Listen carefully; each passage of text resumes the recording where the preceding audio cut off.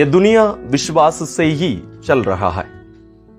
हम विश्वास को यदि हमारे इस दुनिया से हटा दें, जीना संभव नहीं है। हमारे जन्म से लेकर हमारी मृत्यु तक की जो यात्रा हम इस दुनिया में करते हैं, हर क्षण हमें विश्वास करना पड़ता है। किसने कहा है कि मैं अपने माता पिता का ही जन्मा हूं? मैं कोई शक करने के लिए नहीं कह रहा हूं। कहने का मतलब अस्पतालों में भी हम देखते हैं कि शिशुओं को अदली बदली कर दिया जाता है।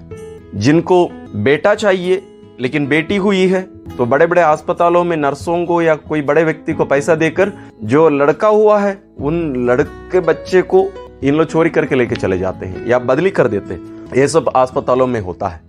और कहीं कहीं एक साथ बच्चे बहुत सारे जन्म ले रहे हैं। गलती से या जानबूझकर भी ऐसा किया जाता है और किए भी हैं इतिहास में। और बीच बीच में यदि हम न्यूज़पेपर या सोशल मीडिया में भी हम ये सब बातें सुनते हैं, पढ़ते हैं। हम एक रेस्टोरेंट में जाते हैं या होटल में जाते हैं, वहां क्या बनाया गया है, कौन बनाया, क्या क्या डाला गया, ये सब हम जांच करने नहीं जाते हैं। हम जाकर बैठकर खाकर आ जाते हैं। विश्वास पर आधारित कार्य है। हम कोई गाड़ी में बैठने जाते हैं, हम ड्राइवर की जांच नहीं करते हैं। हम जाकर उसका एक्सपीरियंस या उसके इतिहास ये सब हम नहीं पूछते हैं। हम जाकर बैठते हैं और आते हैं। विश्वास पर आधारित। ऐसे ही हर कार्य विश्वास पर आधारित चलता है। लेकिन यहां का विश्वास, आज जब हम संत योसेफ के बारे में अत्यंत विश्वसनीय व्यक्ति के रूप में जब हम उनके बारे में मनन कर रहे हैं, ये उस बात पर केवल नहीं बल्कि और एक कदम आगे। इस बात को समझने के लिए हमें पुराने विधान के सबसे विश्वसनीय व्यक्ति, विश्वास का पिता इब्राहिम को हमें याद करना होगा। इब्राहिम पुराने विधान के विश्वास के पिता हम कह सकते हैं। पूरा है वास्तव में, लेकिन हमें संत योसेफ के बारे में समझने के लिए हम कह सकते हैं कि वो पुराने विधान के विश्वास के पिता हैं। तो नए विधान में उनके समान यदि एक व्यक्ति को हम ढूंढें, वो है संत योसेफ, विश्वास का पिता, नए विधान का विश्वास का पिता। ये सब बातें हम क्यों कह रहे हैं? इब्राहिम को हम देखते हैं, वो भी हमेशा यात्रा में रहते थे। एक जगह पर उन्हें रहने ईश्वर नहीं दिए। वो हमेशा नए नए जगह यात्रा करते करते घूमते फिरते रहते थे। संत योसेफ को भी हम वैसे ही पाते हैं। ये सब कारण क्या है? क्योंकि जो विश्वास करता है वो कार्य करता है।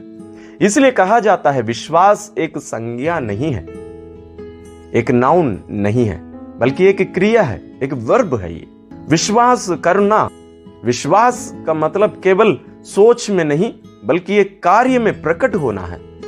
ईश्वर अपने आप को, अपने विचार को, अपनी इच्छा को प्रकट करते हैं।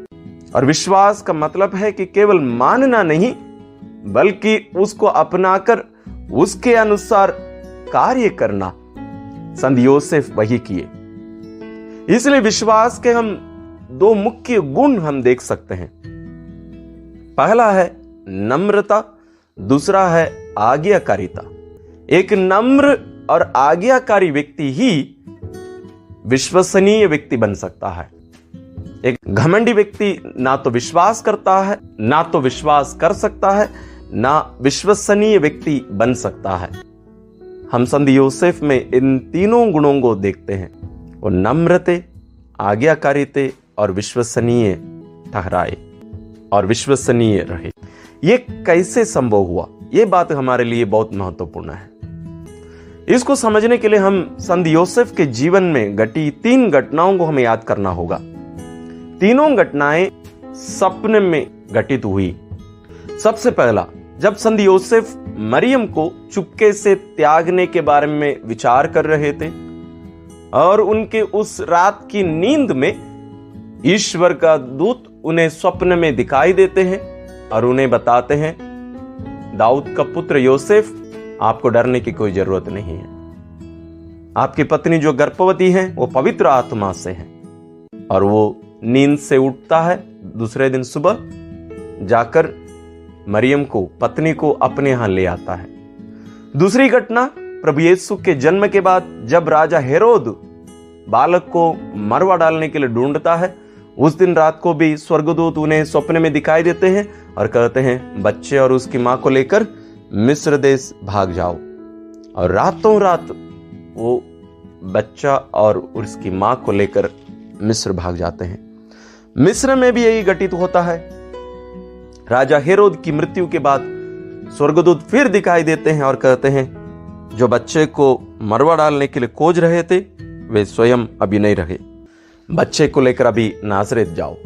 हम देखते हैं संत योसेफ को हमेशा कार्य करते हुए, कहीं चुपचाप बैठते हुए हम नहीं देखते हैं, ना कि हम उन्हें बात करते हम सुनते हैं या देखते हैं। बाइबल में कहीं भी एक भी घटना नहीं है जहां संत योसेफ किसी से कुछ पूछ रहे हों या किसी को कुछ कह रहे हों। इन तीनों घटनाओं में हम एक समानता पाते हैं। 3 कदम या 3 कार्य हम उसमें देख सकते हैं। सबसे पहला है सुनना। सुनने के लिए हम देखते हैं संत योसेफ मौन रहते थे। जब तक हम मौन नहीं रह सकते हम किसी की बात सुन नहीं सकते हैं। संत योसेफ मौन रहते थे क्योंकि वो ईश्वर के साथ जुड़े रहते थे, उन्हें कोई शब्द की जरूरत नहीं। और उस मौन वातावरण में, शांत वातावरण में ईश्वर उनसे बातें किया करते थे, अपनी इच्छा उन पर प्रकट किया करते थे।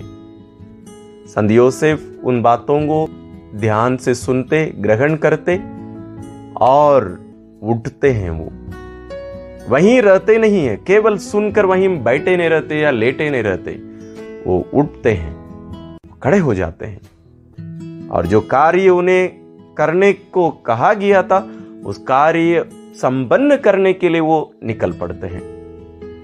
यही है विश्वास। विश्वास क्रियाशील है। विश्वास कोई संज्ञा नहीं जैसे मैंने कहा, बल्कि वो एक क्रिया है।